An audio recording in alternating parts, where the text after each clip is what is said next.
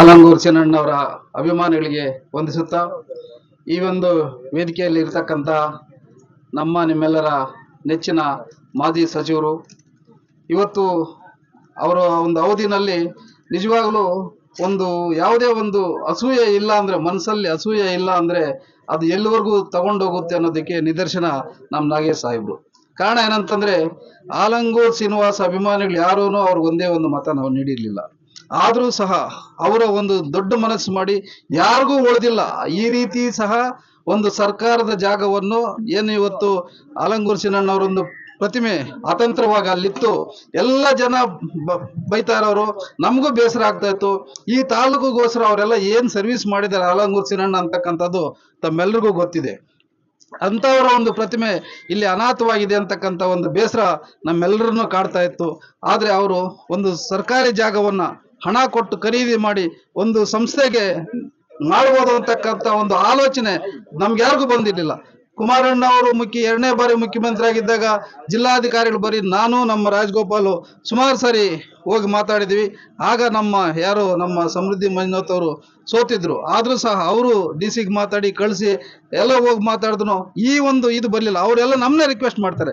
ಈಗ ಏನು ನಮ್ಮ ಇದು ವೆಟರ್ನರಿ ಹಾಸ್ಪಿಟಲ್ ಏನಿತ್ತು ಅದು ಆಲಂಗೂರು ಸಿನ್ನಣ್ಣವ್ರ ಫ್ಯಾಮಿಲಿ ಕೊಟ್ಟಿರೋದಂತೆ, ಅದ್ರೊಳಗಡೆ ಇಡ್ಗಾಡ ನೋಡಿ ಅದಕ್ಕೆ ಬೇಕಾದ ಆದೇಶ ಮಾಡಿಕೊಡ್ತೀವಿ, ಈ ರೀತಿ ಸಲಹೆಗಳು ಕೊಟ್ರೆ ವಿನಃ ಈ ರೀತಿ ಮಾಡ್ಬೋದು ಅಂತಕ್ಕಂಥ ಒಂದು ಆಲೋಚನೆ ನಮ್ಗೆ ಯಾರಿಗೂ ಬರ್ಲಿಲ್ಲ.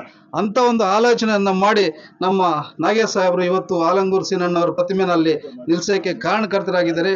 ಇಡೀ ನಮ್ಮ ಜೀವನ ಇರೋವರೆಗೂ ಆ ಒಂದು ಕೆಲಸವನ್ನ ನಾವು ಮರೆಯಕ್ಕಾಗೋದಿಲ್ಲ. ಅವ್ರಿಗೆ ನಾವು ಅಭಾರಿಗಳಾಗಿರ್ತೀವಿ ಅಂತ ಹೇಳ್ತಾ, ಅದೇ ರೀತಿ ಏನು ಒಂದು ಫೈರ್ ಬ್ರ್ಯಾಂಡ್ ಅಂತ ಹೆಸರು ತಗೊಂಡು ಸದಾ ಒಂದು ಚಟುವಟಿಕೆಯಲ್ಲಿರ್ತಕ್ಕಂಥ ನಮ್ಮ ಮುನ್ಸಾಮಣ್ಣವರು, ನಮ್ಮ ರಾಜಗೋಪಾಲ್ ಅವ್ರು ಹೇಳ್ದಂಗೆ ಕಬಡ್ಡಿ ಟೂರ್ನಮೆಂಟ್ಗೆ ಅವರು ಅವಾಗ ಕೋಲಾರ ಜಿಲ್ಲಾ ಕಬಡ್ಡಿ ಅಸೋಸಿಯೇಷನ್ ಅಧ್ಯಕ್ಷರಾಗಿದ್ದರು.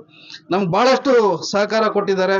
ನೀವೆಲ್ಲ ನೋಡ್ತಾ ಇದ್ರಿ ಯಾವ ರೀತಿ ಒಂದು ಕಬಡ್ಡಿ ಟೂರ್ನಮೆಂಟ್ ಅಂತ ಪ್ರಥಮವಾಗಿ ಗೊಲ್ಲಹಳ್ಳಿಯಲ್ಲಿ ಪ್ರಾರಂಭ ಮಾಡಿದ್ರು. ಎರಡನೇದು ನಂಗ್ಲಿನಲ್ಲಿ. ಅವತ್ತು ಜನ ಯಾವ ರೀತಿ ಇರ್ತಂದ್ರೆ, ಜನ ಕಂಟ್ರೋಲ್ ಮಾಡೋದಕ್ಕೆ ಅಲ್ಲಿ ಇರ್ತಕ್ಕಂಥವ್ರು ನೀರು ಹೊಡಿತಾ ಇದ್ರು. ಇಲ್ಲಿ ಯಾವ್ದು ಅವಕಾಶ ಇರಲಿಲ್ಲ, ಇಲ್ಲಿ ಜನ ನುಗ್ಗೋಕೆ ಅವಕಾಶ ಇರಲಿಲ್ಲ. ಆದ್ರೆ ಗೊಲ್ಲಹಳ್ಳಿ ಮತ್ತೆ ನಂಗ್ಲಿನಲ್ಲಿ ನೀರು ಹೊಡೆದು ಕಂಟ್ರೋಲ್ ಮಾಡ್ತಾ ಇದ್ದ ಜನನ. ಆ ರೀತಿ ಜನ ಸೇರ್ತಾ ಇದ್ರು. ಆಮೇಲೆ ಅದನ್ನ ಹಲವಾರು ವರ್ಷಗಳು ನಡ್ಕೊಂಡ್ ಬಂದ್ವಿ. ಕೆಲವು ಕಾರಣಾಂತರಗಳಿಂದ ಅದು ಇದಾದ್ಮೇಲೆ ನಮ್ಮ ಹುಡುಗರು ಇವತ್ತು ಅದನ್ನ ಕ್ರಿಕೆಟ್ ಮೂಲಕ 2-3 ವರ್ಷದಿಂದ ಕ್ರಿಕೆಟ್ ಮೂಲಕ ನಡ್ಸ್ಕೊಂಡ್ ಬರ್ತಾ ಇದ್ದಾರೆ. ನಮ್ಮ ಮುನ್ಸಮಣ್ಣವರು ಒಂದು ವೇದಿಕೆಯಲ್ಲಿದ್ದಾರೆ. ಅದೇ ರೀತಿ ನಿಮ್ಮೆಲ್ರಿಗೂ ಗೊತ್ತಿರ್ತಕ್ಕಂಥ ನಮ್ಮ ಆಲಂಗೂರು ಶಿವಣ್ಣವರು, ನಮ್ಮ ರಾಜಗೋಪಾಲ್ ಅವರು, ಈ ಒಂದು ಸ್ಟ್ಯಾಚ್ಯೂ ವಿಷಯ ಆಗಿರ್ಬೋದು. ಏನಿವತ್ತು ಎಲ್ಲಿ ಸ್ಟ್ಯಾಚ್ಯೂ ಇತ್ತು ಮೊದಲು ಆ ಜಾಗದಲ್ಲಿ ಸ್ಟ್ಯಾಚ್ಯೂನ ತೆರವುಗೊಳಿಸ್ತಾ ಇದ್ದಾರೆ ಅಂದಾಗ ಅವರು ಮುಳಬಾಗಲಲ್ಲೇ ವಾಸ ಇದ್ರು.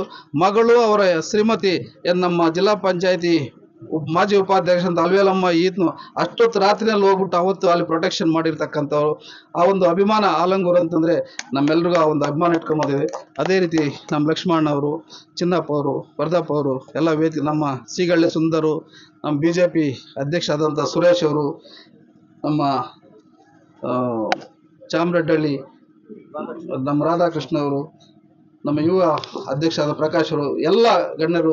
ಇದೆಲ್ಲಕ್ಕಿಂತ ಮುಖ್ಯವಾಗಿ ಈ ಕಾರ್ಯಕ್ರಮವನ್ನ, ಯಾಕಂದ್ರೆ ಅವ್ರಿಗೆ ತಂದೆ ಇರ್ಬೋದು, ನಮ್ಮ ನಾಯಕರ ಒಂದು ಕಾರ್ಯದಲ್ಲಿ ಅವರು ಡಾಕ್ಟರ್ ವೃತ್ತಿನ ಬಿಟ್ಟು ಇಲ್ಲಿ ಬಂದು ಈ ಒಂದು ಇದನ್ನ ನಡೆಸ್ಕೊಳ್ತಾ ಇದ್ದಾರೆ. ನಮ್ಮ ಡಾಕ್ಟರ್ ಭವಾನಮ್ಮನವರು ಮತ್ತು ನಮ್ಮ ಬಾಲಕೃಷ್ಣ, ಪ್ರಕಾಶು, ಹರೀಶು, ಕಿರಣ್, ಮತ್ತೆ ಹಸರಪಲ್ಲಿ, ಚಿನ್ನಿ, ಇವರೆಲ್ಲ ಏನ್ ಟೀಮ್ ಇದ್ದಾರೆ, ನಿಜವಾಗ್ಲೂ ಇವರಿಗೆ ನಾವು ಧನ್ಯವಾದಗಳನ್ನು ತಿಳಿಸ್ಬೇಕು.